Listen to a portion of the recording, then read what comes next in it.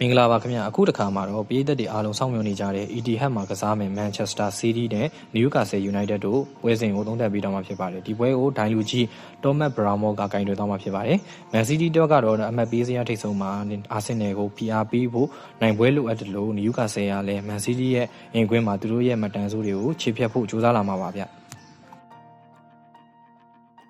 ခြေစွမ်းမိုင်းကိုကြည့်မယ်ဆိုရင်လည်း Man City ကနောက်ဆုံး9ပွဲမှာ4ပွဲနိုင်တပွဲတည်ရဆိုတဲ့ရှုံးပွဲမရှိမှတန်ကိုပိုင်ဆိုင်ထားပါတယ်အထူးသဖြင့်အင်ကွင်း9ပွဲလုံးနိုင်ထားပြီး12ဂိုးတွင်းတဂိုးပဲပေးထားရတာကတကယ်ကိုအင်ကွင်းခြေစွမ်းတော်တော်လေးကောင်းတယ်လို့ပြောရမယ်ဗျNewcastle ကတော့နောက်ဆုံး9ပွဲမှာ3ပွဲနိုင်ထားလို့ခြေစွမ်းတက်နေရလို့ပြောလို့ရပေမဲ့အဝေးကွင်းခံစစ်ကတော့10ဂိုးထိပေးထားရပါတယ်ထိပ်တိုက်တွဲဆုံမှုမှာကတော့ဒီရာဒီ4ချိန်မြောက်တွေ့တာဖြစ်ပြီးပထမကြော့မှာ Newcastle က2-1ဆိုတဲ့ရလဒ်နဲ့နိုင်ထားပေမဲ့လည်းကာတာဘောင်ဖလားမှာကတော့ Man City က2ကြော်လုံးပြန်နိုင်ထားပါတယ်နောက်ပြီး EDL ကွင်းမှာ Newcastle တို့နောက်ဆုံး9ပွဲလုံးကစားထားရာ9ပွဲလုံးရှုံးထားတဲ့မတန်ဆိုးကိုလည်းတတိပြုရမှာပဲဗျ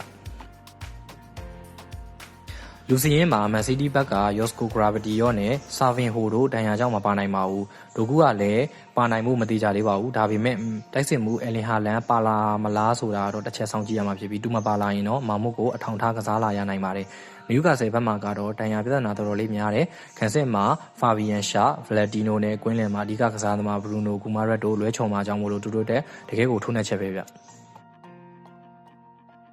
Man City ကတော့သူတို့ရဲ့ထုံးစံအတိုင်းဘောလုံးပိုင်ဆိုင်မှုအတားစီးယူပြီးတိုက်စစ်ဆင်မှာပါNewcastle ဘက်ကတော့ကာရာဝေါင်ဖလားမှာ Man City ကိုဒုက္ခပေးနိုင်ခဲ့တယ်လို့ဒီပွဲမှာလည်းတံပြန်တိုက်စစ်နဲ့တုံ့ပြန်ဖို့ကြိုးစားပါလိမ့်မယ်ဒါပေမဲ့ Newcastle ရဲ့အဝေးကွင်းခံစစ်ကအားနည်းနေတာကြောင့်မို့လို့ Man City ရဲ့တိုက်စစ်ကိုဘယ်လောက်ထိထိန်းထားနိုင်မလဲဆိုတာကပွဲရဲ့အဆုံးဖြတ်ဖြစ်လာနိုင်ပါတယ်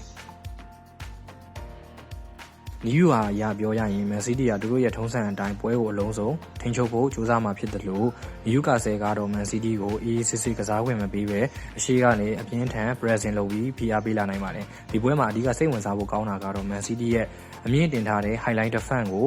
Newcastle ကသူတို့ရဲ့တောင်ပံအမြန်နှုံးနေနဲ့ဘယ်လိုတံပြန်တိုက်စစ်ဆင်မလဲဆိုတာပါပဲဒါပေမဲ့ Newcastle ဘက်မှာ Bruno Guimaraes မပါနိုင်တာသူတို့ရဲ့ကွင်းလယ်ကနေဘောလုံးဖြန့်ဝေမှုအပိုင်းကိုတော်တော်လေးအခက်တွေ့စေမှာဖြစ်ပါတယ်ဗျ